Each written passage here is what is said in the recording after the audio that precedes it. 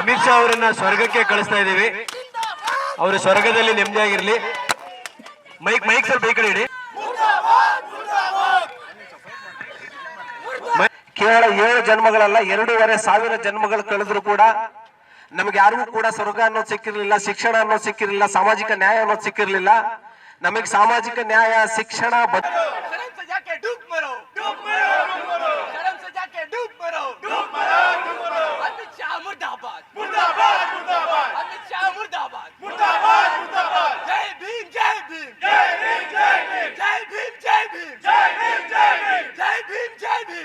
ಅಮಿತ್ ಶಾ ಅವರು ಎಷ್ಟು ಸಾರಿ ಹೇಳಿದ್ದಾರೆ ಅಂದರೆ ಅವರು 7 ಜನ್ಮ, ಈ 7 ಜನ್ಮಗಳು ಅವರು ಒಳ್ಳೆ ಸ್ವರ್ಗ ಕಾಣಬೇಕಾದ್ರೆ ಅವರು ಮತ್ತೆ ಮತ್ತೆ ಪ್ರಾರ್ಥನೆ ಮಾಡಲಿ. ಅದು ಯಾವುದು ಭಗವಂತ ಅಂದಿದಾರಲ್ಲ, ಆ ಭಗವಂತನ ಪ್ರಾರ್ಥನೆ ಮಾಡಿ ಅವರು ಸ್ವರ್ಗಕ್ಕೆ ಹೋದರೆ ಇಲ್ಲೇ ಜನ ಸುಖವಾಗಿರ್ತಾರೆ.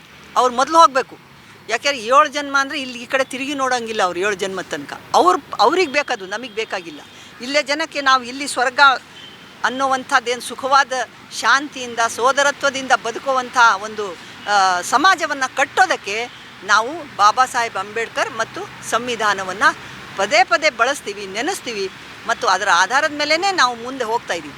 ಈ ಭಾರತ ಇಂಡಿಯಾ ದೇಶ ಕಟ್ಟೋದಕ್ಕೆ ಬರೀ ಇಂಡಿಯಾ ದೇಶ ಅಲ್ಲ, ಬೇರೆ ರಾಜ್ಯದ ಜನಗಳು ಕೂಡ ಜ್ಞಾನಸೂರ್ಯ ಅನ್ನೋ ಮಾತನ್ನು ಅವ್ರು ಬಿರುದನ್ನು ಕೊಟ್ಟಿದ್ದಾರೆ. ಅವರು ಅಷ್ಟು ಮೇಧಾವಿ, ಅವರು ಬರೀ ಜ್ಞಾನಿ ಅಷ್ಟೇ ಅಲ್ಲ, ಬರೀ ಓದ್ಕೊಂಡು ಒಂದು ಪಾಂಡಿತ್ಯವನ್ನು ಗಳಿಸ್ಕೊಂಡಿದ್ದಾರೆ ಅಷ್ಟೇ ಅಲ್ಲ, ಅವರು ಮಾನವೀಯತೆಯ ಸಾಕಾರ ಮೂರ್ತಿ. ಪ್ಯಾಚಪ್ ಮಾಡಕ್ಕಿದ್ದಾರೆ. ಇನ್ಫ್ಯಾಕ್ಟ್ ಕರ್ನಾಟಕದಲ್ಲಿ ಸಂಘ ಪರಿವಾರ ನವೆಂಬರ್ 26ರಿಂದ ಜನವರಿ 26 ತನಕ ಸಂವಿಧಾನ ಸಮ್ಮಾನ ಅಭಿಯಾನ ಅಂತ ಒಂದು ಶುರು ಮಾಡಿದ್ರು. ಅದರಲ್ಲಿ ಅವರು ಕಾಂಗ್ರೆಸ್ ಸರ್ವನಾಶ ಮಾಡ್ತು, ಅಂಬೇಡ್ಕರ್ನ ಉಳಿಸ್ತಿರೋರು ನಾವು, ಸಂವಿಧಾನನ ಉಳಿಸ್ತಿರೋರು ನಾವು ಅಂತ ಸುಳ್ಳು ಪೊಳ್ಳುಗಳನ್ನ ಇಟ್ಕೊಂಡು ಪ್ರಚಾರ ಮಾಡ್ತಿದ್ದಾರೆ. ಕಾಂಗ್ರೆಸ್ ಇದನ್ನ ಸಂವಿಧಾನ ಉಳಿಸ್ತು ಅಂತಲ್ಲ ಅದರ ಅರ್ಥ. ಇವ್ರು ಹೇಳ್ತಿರೋದೆಲ್ಲ ಸಿಕ್ಕಾಪಟ್ಟೆ ಸುಳ್ಳುಗಳನ್ನ ಹೇಳ್ತಿದ್ದಾರೆ. ಇವತ್ತು ನಾವು ಬಂದಿಲ್ಲಿ ಹೋರಾಟ ಮಾಡ್ತಿರೋದು ಕೇವಲ ಅವನು ಬಾಯಿ ತಪ್ಪಿ ಒಳಗಡೆ ಇರುವಂತ ದ್ವೇಷ ವಿಷನೆಲ್ಲ ಕಕ್ಕಿರೋದ್ರಿಂದ ಮಾತ್ರ ಈ ಪ್ರತಿಭಟನೆ ಸೀಮಿತವಾಗಬಾರ್ದು. ಯಾಕಂದ್ರೆ ಇದೇ ಅವರ ಅಸಲಿ ರೂಪ. ಡಾಕ್ಟರ್ BR ಅಂಬೇಡ್ಕರ್ ಅವರನ್ನ ಹೀಯಾಳಿಸೋದಂದ್ರೆ ಇಡೀ ಭಾರತ ದೇಶದ ಐಕ್ಯತೆಯನ್ನ, ವೈವಿಧ್ಯತೆಯನ್ನ ಅವರು ಪ್ರಶ್ನೆ ಮಾಡಿದಂಗೆ ಅರ್ಥ ಮಾಡ್ಕೋಬೇಕು. ಇಡೀ ದೇಶದಾದ್ಯಂತ ಇಷ್ಟು ಜನ ಸುಖವಾಗಿದ್ರೆ, ಇಷ್ಟು ಜನ ಇಡೀ ದೇಶದ ವ್ಯವಸ್ಥೆ ಪ್ರಗತಿ ಆಗಿದ್ರೆ, ಎಲ್ಲರೂ ಒಂದು 2 ಹೊತ್ತು ಊಟ ಮಾಡಿ ಸುಖವಾಗಿರ್ಲಿಕ್ಕೆ ಸಾಧ್ಯ ಆಗಿದ್ರೆ ಈ ದೇಶದ ಸಂವಿಧಾನ ಅಂತ ಮರಿಬಾರ್ದು.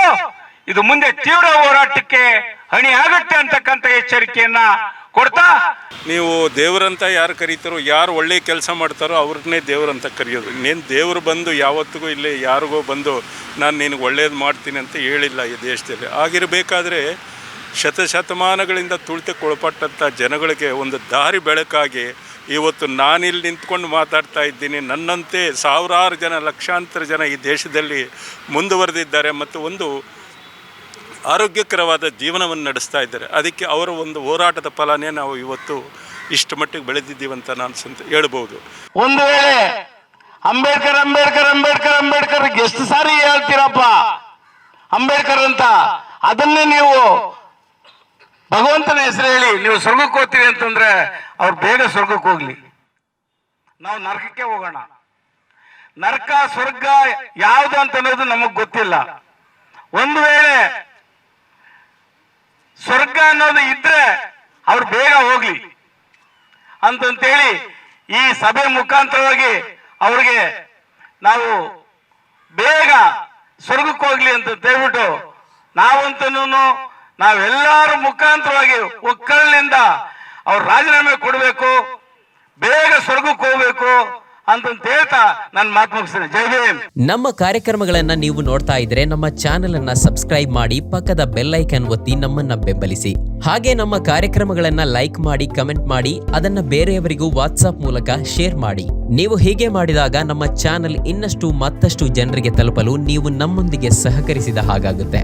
ಇದು ನೀವು ಯಾವುದೇ ಖರ್ಚಿಲ್ಲದೆ ಕೆಲವೇ ಸೆಕೆಂಡುಗಳಲ್ಲಿ ನೀಡಬಹುದಾದ ಸಹಕಾರ. ಧನ್ಯವಾದಗಳು.